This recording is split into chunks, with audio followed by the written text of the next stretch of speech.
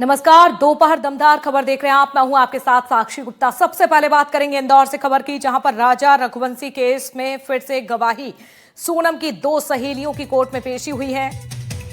तो जिला कोर्ट से वर्चुअली दोनों जुड़ी सहेलियों की पेशी हुई। दोनों ने शिलांग कोर्ट में वर्चुअली गवाही दी। आरोपी राज विकास आकाश की भी आपको बता दें पेशी हुई है। सोनम को भी जहां वीडियो कॉल के जरिए पेश किया गया था। गवाही के बाद युवतियों ने मीडिया से दूरी बना दी। तो इस केस से जुड़ी हुई एक बड़ी जानकारी आप तक पहुंचा रहे हैं। देखिए, गवाही दी है युवतियों ने।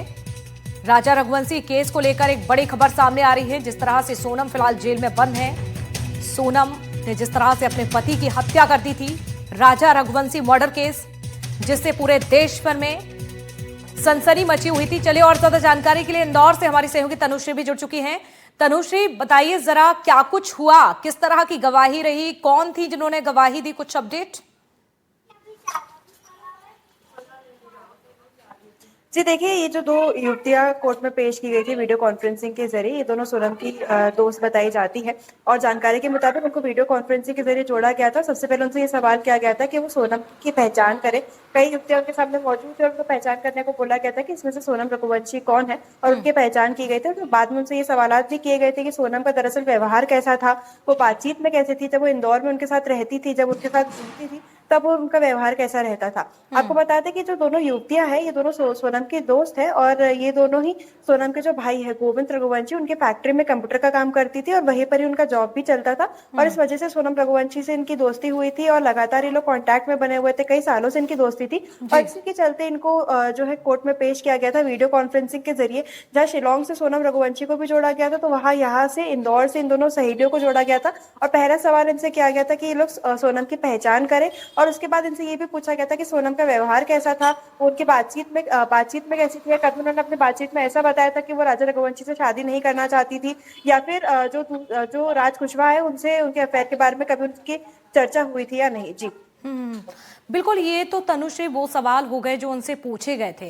क्या कोई आपके पास और अंदर की जानकारी है कि इसका जवाब किस तरह से दिया गया, इन युवतियों ने क्या जवाब दिए हैं? और इस केस की गुत्थी को अगर हम समझे तो लगातार उलझती हुई नजर आ रही है। ये केस की जांच कहां तक पहुंची तनुश्री?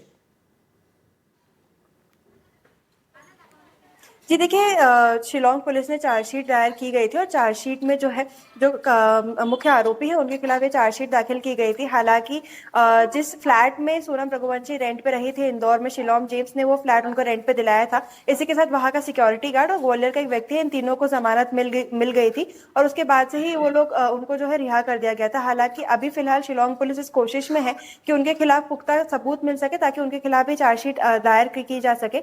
और बात करें कोर्ट में पेशी की, तो फिलहाल मीडिया से दूरी जो है दोनों युवतियों ने बना के रखी हुई थी। किसी प्रकार की वो जानकारी नहीं साझा कर रही थी। हालांकि जो राजा के भाई है वो लगातार इस बारे में जो है जोर लगा रहे हैं कि जो जितने भी लोग इसमें शामिल है या जो भी जानकारी निकल के सामने आ सकती है, वो सभी जानकारी निकल के सामने आए, ताकि जल्द से जल्द राजा जो उनके भाई है उनको न्याय मिल सके।